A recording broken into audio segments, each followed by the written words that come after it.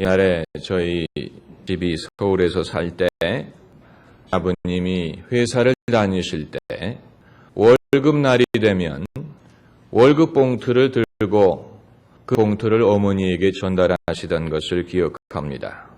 그날은 저희 어머님이 제일 좋아하시는 날이었습니다. 그래서 봉투에 있는 월급을 꺼내가지고 한번 세보시고 또 세보시고 아마 요즘은 월급을 자동 이체를 하기 때문에 월급 봉투를 들고 집에 오는 남편들은 많지 않을 것입니다. 전 세계적으로 월급 봉투를 받은 그대로 아내에게 전달하는 나라는 우리나라밖에 없다고 합니다.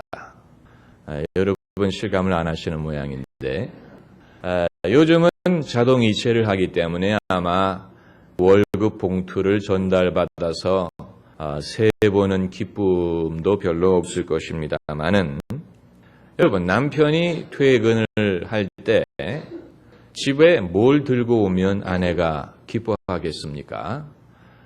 요즘은 뭐 월급 봉투를 들고 오는 일도 없을 테고 결혼한 다음에는 아마 꽃을 들고 오는 날도 별로 없을 것이고 남편이 건강한 몸으로 집에 돌아와 주는 것만으로도 감사를 해야 됩니다. 사실은. 그런데 오늘 본문에 나오는 스가랴를 생각을 해봅시다. 스가랴가 대사장의 직무를 마치고 집으로 돌아왔을 때 한번 상상을 해보세요. 그러니까 벙어리가 돼서 집으로 돌아옵니다. 그것만으로도 아내가 놀랄만한 일인데 스가랴가 말은 못하는데 뭔가 손짓으로 글로 아내 엘리사벳에게 뭔가 자기에게 일어난 일을 지금 말하려고 하는 것입니다. 왜냐하면 그가 성소에 분향하러 들어갔을 때 어떤 일이 생겼습니까? 천사가 그에게 나타나서 무서워 말라. 천사가 사람에게 나타날 때 제일 먼저 하는 말 중에 하나가 무서워 말라입니다. 왜냐하면 천사를 보고 사람들이 무서워하기 때문에 무서워 말라. 그리고 이제 하나님께서 그에게 주시는 약속을 주시지 않습니까? 내 아내 엘리사벳이 아들을 낳게 되리니 그의 이름을 요한이라고 하라. 그리고 그 요한을 위하여 하나님이 예비하신 사명에 대해서 말씀을 하십니다. 이제 스가랴가 집에 돌아와서 아내에게 이걸 설명을 하려고 하는데 말로도 설명하기가 어려운 것을 손짓으로 하려고 하니까 얼마나 어려웠겠습니까? 그리고 그 이후의 일은 여러분의 상상에 맡깁니다.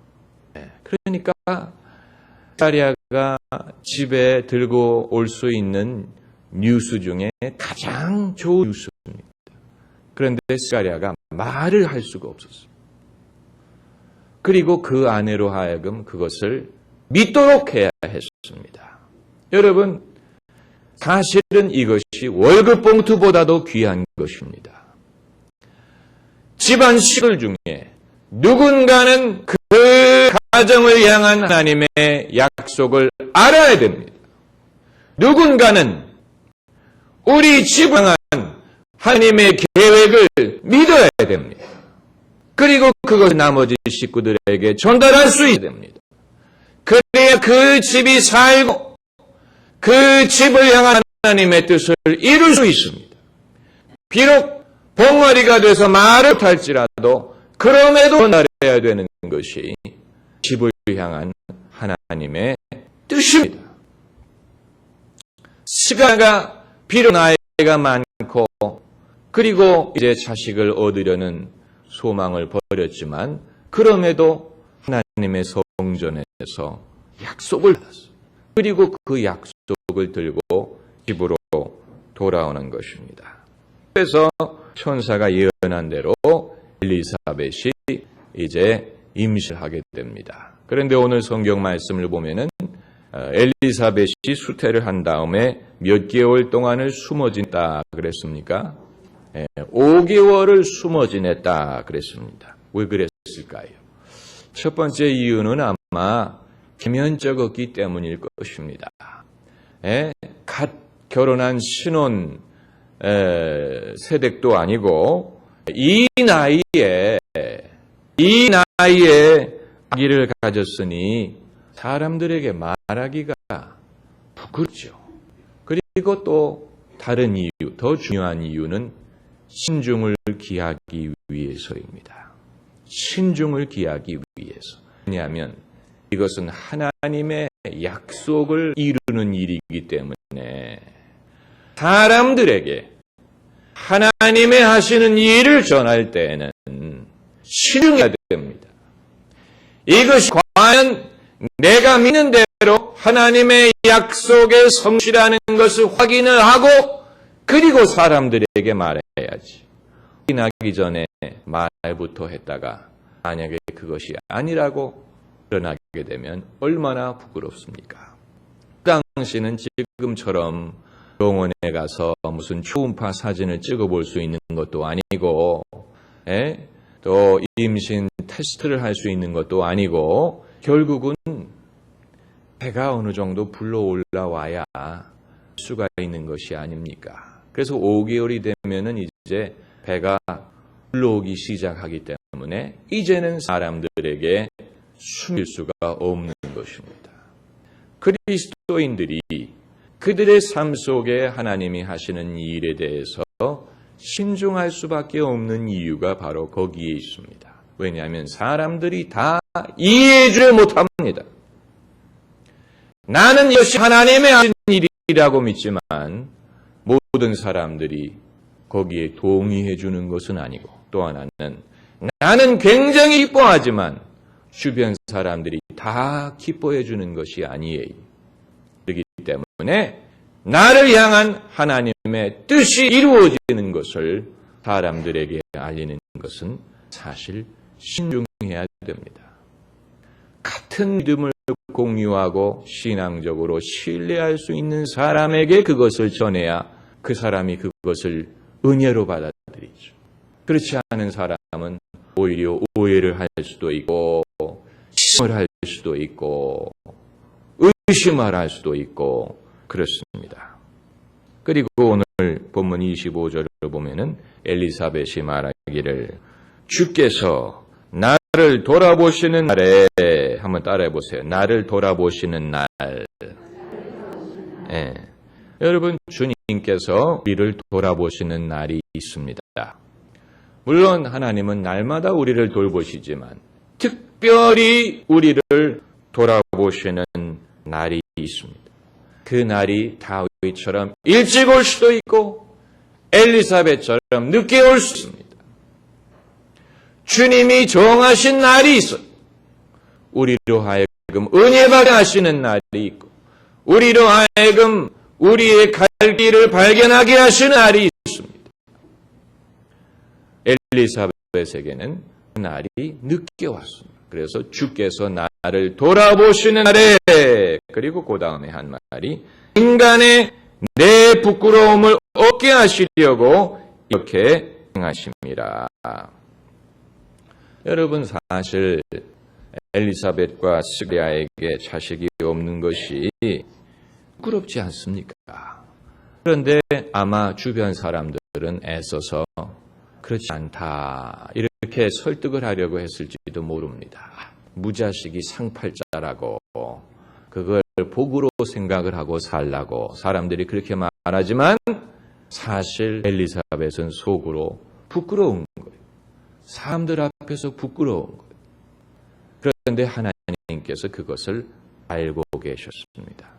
그래서 여러분 우리는 인간적인 부끄러움이 별것이 아니라고 생각을 하지만 하나님은 당신의 백성들이 인간 앞에서 부끄러움 당하는 것을 기뻐하시지 않습니다. 그걸 알아야 됩니다. 그래서 엘리사벳이 인간에게 부끄러움이 없게 하시려고 그 돌아보시는 날에 자식을 주었다. 그래서 예? 주님은 당신의 백성들이 인간 앞에서 부끄러움 당하는 것을 원치 않으십니다. 여러분 스가랴와 엘리사벳은 아주 착한 사람, 선한 사람들이고 또 하나는 믿음이 좋은 사람들입니다. 그런데 믿음이 좋고 선한 사람들의 특징이 뭔지 아세요? 자기들이 원하고 원하는 것들이 이루어지지 않을 때 시험을 한다는 것입니다. 차라리 믿음이 없는 사람들 같으면 자기가 원하고 원하는 것이 이루어지지 않을 때 하나님을 의심할 것입니다. 그러나 이들은 믿음이 좋은 사람들이기 때문에 하나님을 의심할 수는 없습니다. 그렇다고 해서 자신들이 원하는 것이 이루어지는 것도 아닙니다. 그렇기 때문에 마음속으로 평강을 얻기 위해서 체념을 해버립니다. 그건 하나님을 의심하는 것과는 달라요. 체념이라는 것은 이건 내 몫이 아닌가 보다. 이건 하나님의 뜻이 아닌가 보다. 하고 마음속으로 그냥 접어버리는 것입니다. 네? 여러분에게도 마음속으로 접어버린 것들이 있을 것입니다. 원하는데 이루어지지 않기 때문에 하나님을 원망할 수 없고 하나님을 의심할 수도 없습니다. 그렇다고 하나님에게 기대하는 것도 아니에요. 그러니까 체념하는 거예요. 이건 어떻게 할 수 없는 건가 보다. 나는 그걸 받아들이고 살 수밖에 없나 보다. 그게 이제 체념입니다. 적어도 그렇게 하는 것이 마음은 편합니다. 그러나 체념과 믿음은 달라요. 체념하는 것이 믿음은 아니에요. 그러나 하나님 앞에서의 우리의 하나의 예절이라고도 볼 수 있고 내가 평강을 얻을 수 있는 하나의 방편이라고도 볼 수 있고 내가 대답할 수 없는 의문을 내가 스스로 소화하는 방법이라고도 할 수 있습니다. 모두에게는 그러한 메커니즘이 있습니다. 내가 의문을 갖고 있는 것이 응답되지 않을 때 적어도 우리 마음속에서 그것으로 하여금 나의 마음에 아픔이 되지 않고 나의 믿음에 손해가 되지 않도록 소화하는 법을 우리가 스스로 배웁니다. 그건 누가 가르쳐주는 것이 아닙니다. 우리가 스스로 배우는 것입니다. 그래서 더 이상 거기에 대해서 말을 하지 않습니다. 부부끼리라도 더 이상 말하지 않습니다. 만일 엘리사벳이 남편 스가랴에게 여보, 왜 당신은 제사장이고 하나님을 신실하게 섬기는데 왜 하나님이 우리에게 자식을 주지 않습니까? 이렇게 물어본다면 스가랴는 분명히 화를 냈을 것입니다. 당신이 말이죠. 제사장의 아내 말이죠. 그런 질문을 한다고. 그리고 남편에게 질문을 한다고 해서 답변을 얻을 수 있는 것이 아니기 때문에 아내도 거기에 대해서 침묵하는 법을 배우고 남편도 거기에 대해서 침묵하는 법을 배웁니다. 그래서 이 원하고 원하는 것이었지만 입으로 말을 하지를 않습니다. 그게 이제 체념이라는 것입니다. 믿음의 사람에게도 체념이라는 것이 있습니다. 그런데 중요한 것은 이들은 체념하고 있었지만 하나님은 유념하고 계셨다는 사실이다. 그것이 중요합니다. 하나님이 잊어버리신 것이 아닙니다. 할렐루야. 하나님이 이들에 대해서 생각하지 않기 때문에 이 부분에 있어서 침묵하신 것이 아닙니다. 그러면 왜 하나님이 그 오랜 세월 동안 침묵하고 계셨느냐? 여기에 대해서는 하나님은 설명하시지 않습니다. 우리가 분명히 알 것은 하나님은 하나님이세요. 하나님은 당신의 행위에 대해서 설명할 필요가 없습니다. 우리는 하나님에게 당신이 하시는 일에 대해서 추궁할 수 있는 권리가 없습니다. 왜냐하면 하나님은 위에 계시고 우리는 아래에 있는 존재이기 때문입니다. 남편이 핸드폰을 꺼놓으면 아내들이 추궁하잖아요. 왜 핸드폰을 꺼놓고 있었느냐? 자식이 집에 늦게 들어오면 추궁하지 않습니다. 어디 있다가 이제 들어오느냐? 사람에게는 추궁할 권리가 있습니다. 하나님에게는 추궁할 권리가 없습니다. 왜 하나님 여기에 대해서 응답이 없으십니까? 왜 하나님은 이렇게 하셨습니까? 우리가 추궁할 권리는 없습니다. 하나님은 설명하시지 않습니다. 우리에게 설명하실 의무가 없습니다. 만약에 설명을 하신다면 그것은 어디까지나 하나님의 선택입니다. 설명을 하실 수도 있고 안 하실 수도 있습니다. 그러나 설명하시지 않는다고 해서 이유가 없는 것은 아닙니다. 그러므로 믿음이 좋은 사람은 내가 이해할 수 없는 일에 대해서도 거기에 충분히 좋은 이유가 있을 것이라고 믿을 수 있는 사람입니다. 그게 믿음이 좋은 사람. 내가 이해할 수 없는 일에 대해서도 여기에도 뭔가 하나님이 알려주시지는 않지만 여기에도 충분한 이유가 있기 때문에 그렇시다. 이렇게 생각할 수 있는 사람이 믿음이 좋은 사람입니다. 그런데 오늘 본문에 왜 주님께서 오랫동안 침묵하시다가 스가랴와 엘리사벳이 나이가 많아졌을 때 그때로서 그들에게 자식을 주셨느냐? 그 이유를 추측할 수 있습니다. 이들에게 아들을 주신 것은 누구와 연관이 있는 줄 아세요? 예수님과 연관이 있습니다.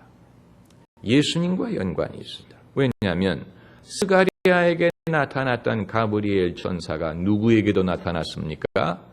마리아에게도 나타났습니다. 그래서 오늘 우리가 읽지는 않았지만 1장 36절을 보면은 가브리엘이 이제 마리아에게 가서 마리아가 잉태하게 될 것을 고하는 장면이 있습니다. 이걸 이제 수태고지라고 하는데 30절 말씀을 보면은 마리아야 무서워 말라 내가 하나님께 은혜를 얻었느니라 보라 내가 수태하여 아들을 낳으리니 그 이름을 예수라라. 이제 마리아가 묻습니다. 내가 남자를 알지 못하니 어찌 이런 일이 있을 수 있겠습니까? 그랬더니 35절에 천사가 대답하여 가로되 성령이 내게 임하시고 지극히 높으신 이 능력이 너를 덮으시리니 이름으로 나실 바 거룩한 자는 하나님의 아들이라 일컬으리라. 이게 바로 성령으로 잉태하사, 우리가 사도신경에서 고백하는 성령으로 잉태하사가 바로 여기에서 나온 것입니다. 그리고 이제 하나님께서 이러한 일을 행하실 수 있다는 것을 마리아에게 설득하기 위해서 천사가 무슨 일을 거론을 하냐면은 36절에 보라 내 친족 엘리사벳도 늙어서 아들을 낳았느니라. 본래 수태하지 못한다 하더니가 이미 6달이 되었나니 대저 하나님의 모든 말씀은 능치 마심이 없느니라. 자, 그러면 이제 우리가 해답을 얻을 수 있습니다. 왜 스가랴 엘리사벳에게 오랫동안 침묵하시다가 이제야 이들에게 아들을 줬느냐? 이것은 예수님의 인생과 연관이 있는데 쌍방에게 유익을 주기 위한 것입니다. 첫째는 마리아로 하여금 하나님의 모든 말씀은 능치 못하다는 것을 보여주기 위해서 엘리사벳이 이 늙은 나이에 아들을 얻은 것을 보게 하시는 그걸 통해서 하나님은 과연 능치 못할 리 없구나 하는 것을 마리아로 하여금 믿게 하기 위해서 그런 것이고 그리고 또 하나는 엘리사벳과 스가를 통해서 태어난 아들로 하여금 장차 예수님의 오시는 길을 예비하게 하기 위한 것입니다. 그러면 이 원리를 우리 삶에도 적용시킬 수 있느냐? 스가랴와 엘리사벳의 삶 속에 하나님이 오래 침묵하셨던 이유가 예수님과 연관시키기 위한 것이었던 것처럼 우리 삶 속에도 결국 하나님께서 행하시는 모든 일은 예수님과 연관을 시키기 위한 것입니다. 이건 좀 더 어려운 얘기로, 어려운 말로 하면 구속사적인 섭리를 위해서 이렇게 하시는 것입니다. 우리가 성경 구절을 하나 찾아봅시다. 창세기 50장 20절을 가보세요. 창세기 50장 20절.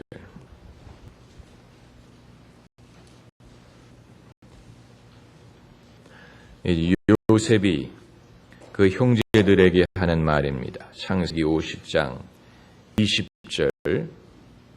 우리 같이 읽으십시다. 당신들은 나를 해하려 하였으나 하나님은 그것을 선으로 바꾸사 오늘과 같이 만민의 생명을 원하게 하시려 하셨나니. 한 구절 말씀 속에 요셉에게 일어난 모든 일의 목적을 말하고 있습니다. 요셉은 많은 시련을 겪었습니다. 여러분도 이미 아시죠? 요셉의 삶에 대해서 요셉이 종으로 팔려가고 또 보디발의 집에서 고생을 하고 누명을 쓰고 감옥에 들어가고 이런 우여곡절이 있었습니다. 그런데 이후에 요셉이 총리 대신이 되고 그리고 7년의 흉년을 예언하게 되고 그리고 수년 흉년이 왔을 때 양식을 얻기 위해서 그 가족들이 팔레스타인에서 애굽으로 내려옵니다. 자, 그 아버지 야곱이 죽은 다음에 그 형들이 두려워합니다. 아버지가 돌아가셨으니 이제 요셉이 우리에게 안갚음을 하면 어떡하나. 그때 요셉이 그들에게 뭐라고 설명을 하느냐. 바로 이 구절입니다. 당신들은 나를 해하려 하였으나 하나님은 그것을 무엇으로 바꿨어요? 선으로 바꾸사 어떻게 하셨습니까? 오늘과 같이 만민의 생명을 어떻게 하려? 구하려고 하셨다. 다시 말하면 하나님의 백성의 삶 속에 하나님이 허락하시는 모든 일들은 결국은 사람을 구하게 하기 위한 것입니다. 그것이 바로 구속사적인 섭리입니다. 그러니까 오늘 본문 말씀으로 돌아가면 엘리사벳과 사가랴의 삶 속에 하나님이 하시는 일, 왜 오랫동안 이렇게 기다리시다가 이제야 비로소 아들을 주셨느냐. 결국은 사람들을 구원하게 하기 위한 것입니다. 그것이 목적이. 구원하게 하기 위한. 엘리사벳도 그 사실을 몰랐습니다. 언제 그것을 알게 됐느냐.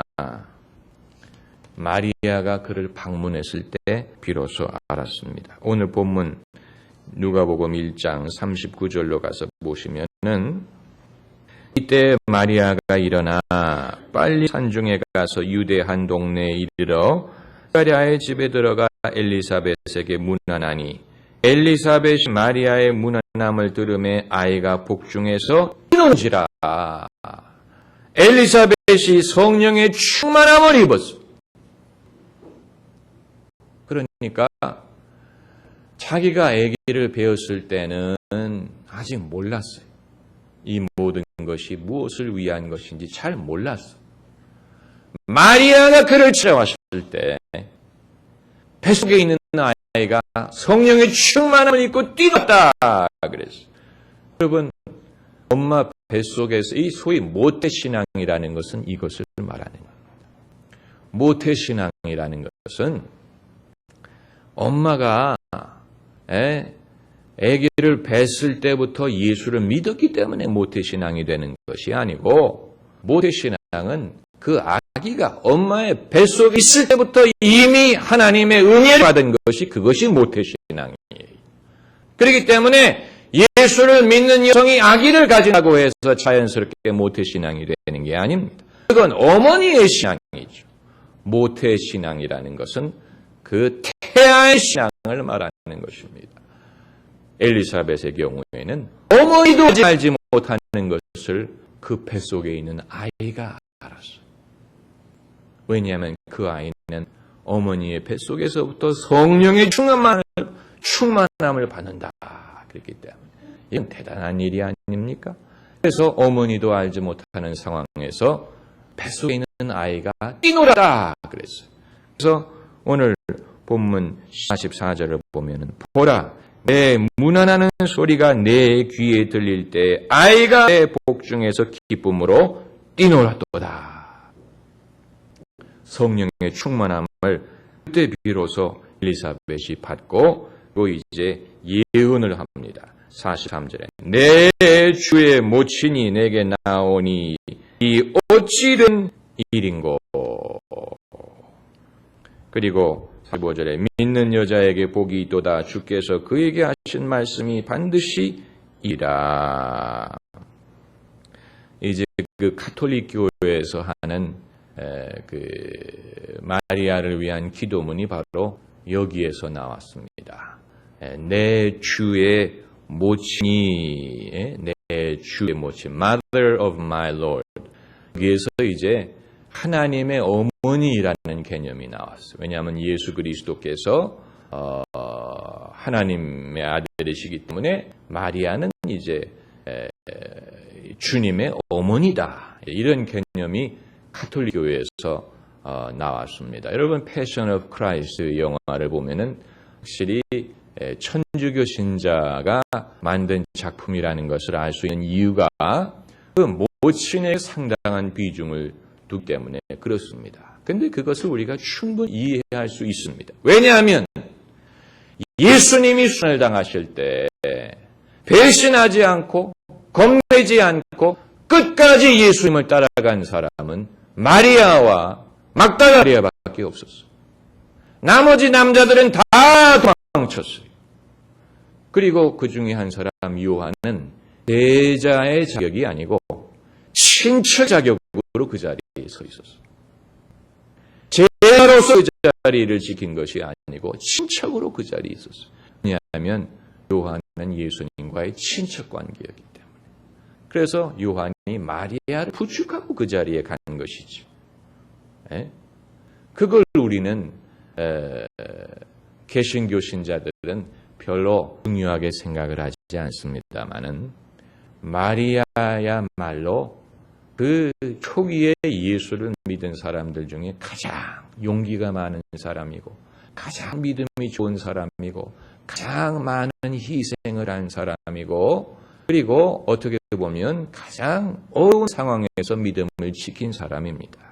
왜냐하면 동정녀 탄생이라는 것이 이게 쉬운 얘기입니까? 그 당시, 지금도 그렇지만 그 당시에는 돌 맞아 죽을 수 있는 일입니다. 그렇잖아요. 누가 이해를 해주겠습니까? 동정녀 탄생을 누가 이해를 하겠습니까? 지금 그걸 부인하는 사람들이 있는데 당시에 남편도 없는 여자가 배가 이렇게 나오면 누가 그걸 이해를 해주겠습니까? 근데 마리아는 그런 모든 사람들의 오해의 가능성과 사회적인 배척의 가능성을 무릅쓰고 천사가 한 말을 받아들였어요. 그리고 예수님을 낳았어요. 그리고 그 예수님을 믿었어요. 그렇지 않습니까? 아들이 목사가 된 어머니도 그 아들 목사의 설교를 하나님의 말씀으로 받아들이기가 어렵습니다. 왜냐하면 자기 아들이기 때문에 목사로 보기 이전에 아들을 보는 것입니다.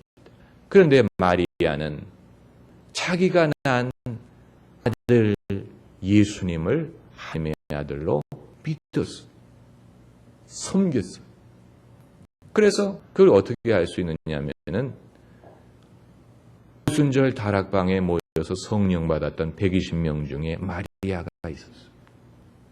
그러니까 마리아는 끝까지 그 믿음을 지켰다는 얘기입니다. 우리가 인간적인 관계가 친숙할수록 그 신앙을 얻기가 어려울 수가 있습니다. 가족들에게 전도하기가 어려운 이유가 바로 거기에 있습니다. 가족들은 서로 인간적으로 친하다 생각을 하기 때문에 인간적인 친함을 먼저 생각하지 그 사람의 입에서 하나님의 말씀이 나올 것이라고 기대하지는 않기 때문에 그렇습니다. 그러면 가족, 친한 사람에게 전도할 수 있는 방법이 무엇이냐? 영적인 권세가 따른다는 것을 보여주면 됩니다. 그래서 남편이 지금까지는 아내를 그저 교회 열심히 가고 기도하는 여자로만 알았는데 아내의 입에서 나오는 말이 하나님이 주시는 말씀이라는 사실을 깨달으면 그 다음부터는 아내를 두려워하기 시작합니다. 저도 아내의 기도를 두려워합니다.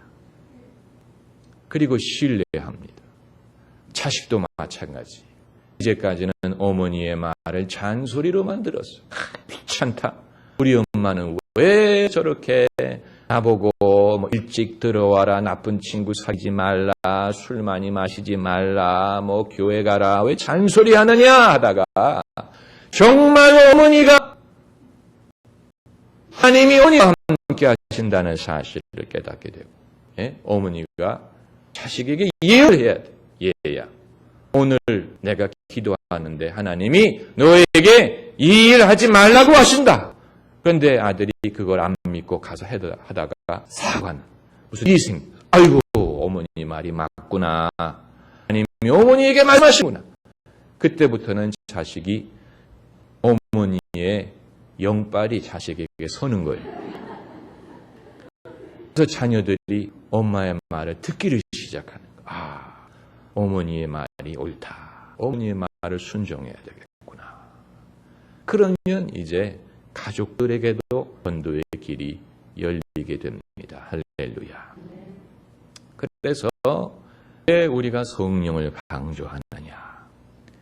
엘리사벳은 자기가 자식을 얻은 것이 하나님의 은혜라는 것까지는 알았지만 거기에 대한 깊은 뜻은 성령이 가르쳐 주시기 전까지는 몰랐어요.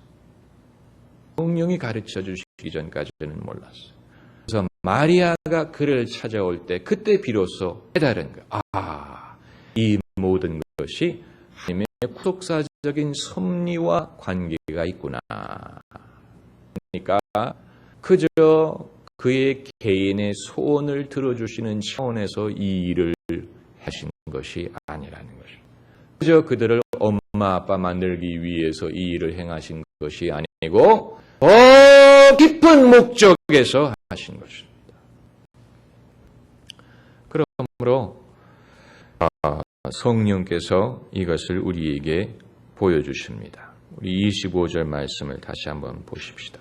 주께서 나를 돌아보시는 날에, 여러분 우리 모두에게 주께서 우리를 돌아보시는 날이 옵니다.